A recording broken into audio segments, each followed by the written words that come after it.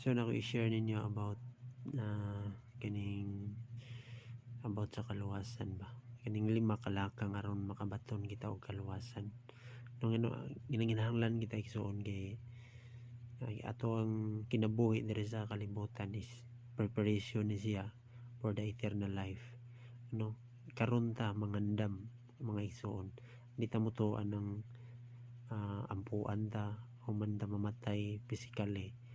Ampuan ta aron maluwas, samtang karon buhi patag grasya ni sa Ginoo aron makaduol ta niya igsuon. This is the time dili human mamatay ta nga ampuan ta sa atong mga kaigsuonan nga buhi pa, kay nag-ingon ang Biblia sa Hebrews 9:27 mamatay sa makausa ang tao human ana hukman sa Dios, mga igsuon niya.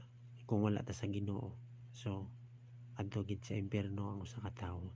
Mo karon igsuon ako i-share ninyo importante kani 5 kalakang aron makabaton ta og kaluwasan. Number 1 ani igsuon, ang kuna nga ikaw usa ka makasala kining pagpaubos ngadto sa Ginoo ba.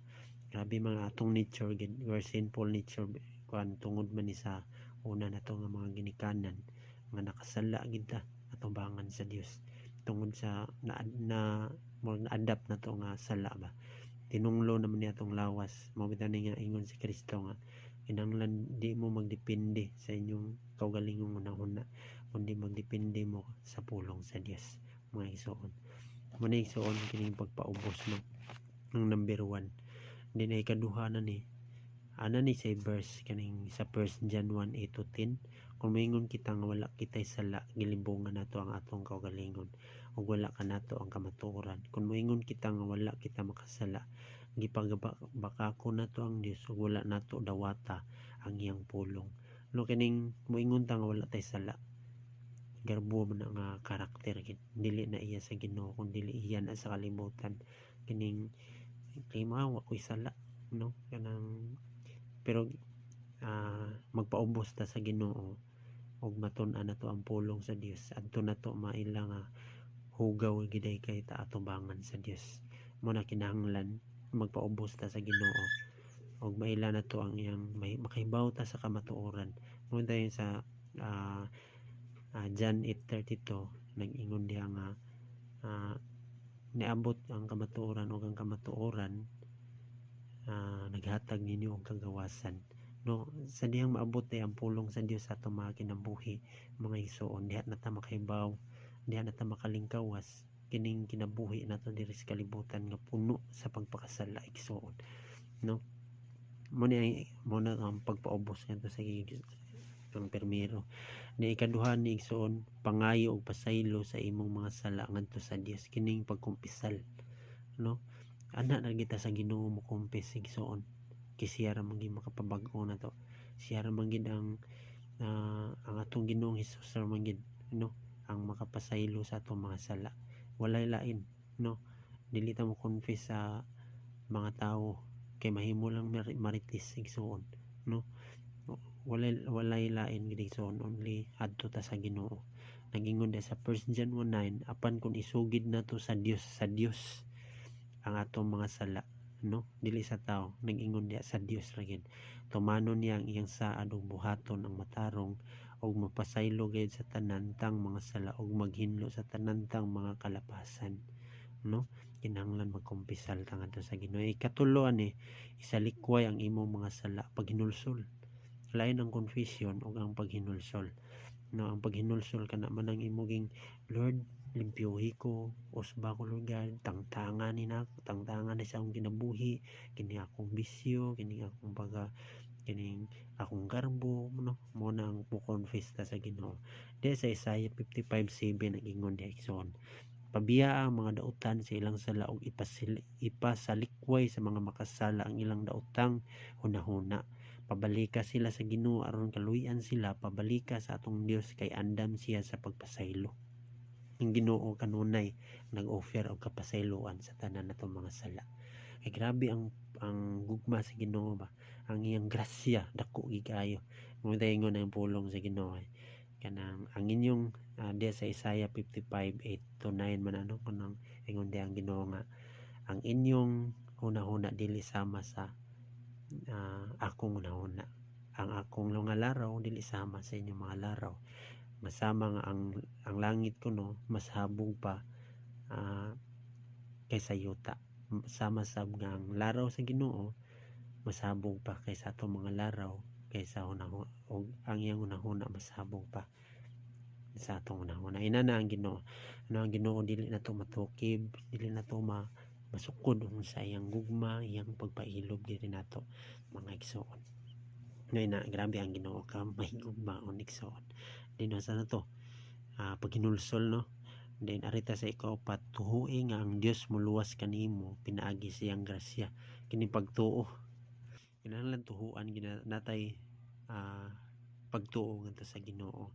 Ang Ginoo amo ta na ingon ang Ginoo sa John 14:6, ingon diya nga si Jesus ingon diya si Jesus, ako ang dalan kamatuoran ug ang kinabuhi, walay makaadto sa aman kun dili moagi niya ang mutuo diya niya, dili na gid malaglag, no? Muna diya napo diri ang verse sa Tito 2:11, kay nagpadayag ang Dios sa iyang grasya alang sa kaluwasan sa tanang mga tao. Libre ba, no? Grasya gid, regalo sa tanan nga mga tao. Kay kuan mong god inani nga istorya sa ako kay kaniadto mangod sa Old Testament ang mga Israelita nara dito ang kaluwasan sa mga Israelita. And then mo to ang paagi aron maluwas, aron mapasaylo ang sala kaniadto sa mga Israelita. Kinahanglan sila maghalad og pinaka kanang kuan gid nga tupa kanang hayop nga makaingon kita nga way sakit, nga tambok kanang nindot gid siya ba niya ihalad to ngadto sa Ginoo katong Holy of Holies. Then adto to siya kanang ang pari pag dato kinahanglan ang pari ato mga panahon na kanang wa say buling, kanang wala gid siya sala ba, mo to ang mga pari kanadto mo to gamiton sa Ginoo aron moso dito sa Holy of Holies. Ihiktan to sila aron kung dili na to bira-birahon na sila niya, kung patay ba or kung nakay buling isod ka dito sa Holy of Holies, mamatay gid, no? Pero sa atong panahon mao ning save by grace tungod kay sa dihang si Kristo na ang atong Ginoong Hesus gipakamatian tanan nato mga sala, no? Iyang gi-break to ba, no? Ang old covenant, no? Gi-break daw ni Jesus Christ mo na save by grace pinaagi sa dugo sa atong Ginoong Hesukristo, naluwas siya ang katapusang halad para sa atong kaluwasan igsoon, no? Ang iyang pagpalansang sa cross mabita to ingon ang pulong sa Dios ang gibitay kuno sa kahoy at tinunglo mo, no? Angayan kang usay bitay sa kahoy kay usam na siya ka makasala, pero tungod si Jesus Christ wala siya sala, ang atong siya nagpalansang tungod sa atong mga sala, no? Mao na nga tungod sa grasya sa Dios nadawat nato ang kaluwasan pinaagi sa pagtuo, no? Kinahanglan atong tuhuan niya, kinahanglan natay pagtuo og naapo na ang buhat kanang makita si Kristo sa atong kinabuhi unsaon man. Mo ni ang paagi pagpaubos, pagkumpisal, pagpahinulsol, pagtuo. Nga ikalima ni pagtugyan, dawata si Kristo nga Ginoo nga na sa imong kasing-kasing igsoon. Kinahanglan pagtugyan, atong itugyan ngadto sa Ginoo tanan, atong kabalaka, atong mga tanan kini ato ang pagka makasala ato ning i-surrender ngadto sa Ginoo aron hatagan ta niya og bag-ong kasing-kasing og bag-ong espiritu. Mo na ang balaang espiritu nga magpuyo sa atong mga kinabuhi. Mo na silyo sa tanan nga mga tawo nga moalagad ngadto sa Ginoo, mga tawo nga ni-surrender ngadto sa Ginoo igsoon, no? Na Colossus 2:6, sanglit gidawat naman ninyo ang Ginoo si Kristo Jesus pag kinabuhi kamo nga hiniusa kaniya. No, nata sa Ginoo, ano kanang buti pasabot ba nga kinahanglan tun-an nato ang pulong sa Dios ug ato kini ikinabuhi sa matag adlaw. Mga igsoon mo tayo nga Salmo 1 dos mong korona ang tao kuno nga nagtamod sa balaod sa Dios sama sa usa ka kahoy nga naa-adaplin sa sapa nga bisan unsa nga mga init, mga huwaw ang iyang mga dahon magpabilin gyapon nga lapyo o ang iyang kanang magbunga gyapon siya in season kanang inana pod ang mga alagad sa Ginoo nga nagtuon sa pulong sa Dios. Mao po na si Joshua 1:8 nga tun-an nato ang pulong sa Dios adlaw o gabi igsoon, no?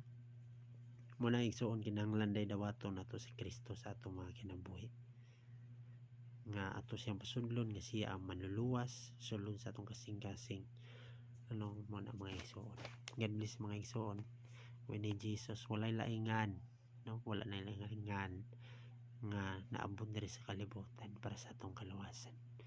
God bless. Dalaingon ang atong buhay nga Dios igsoon.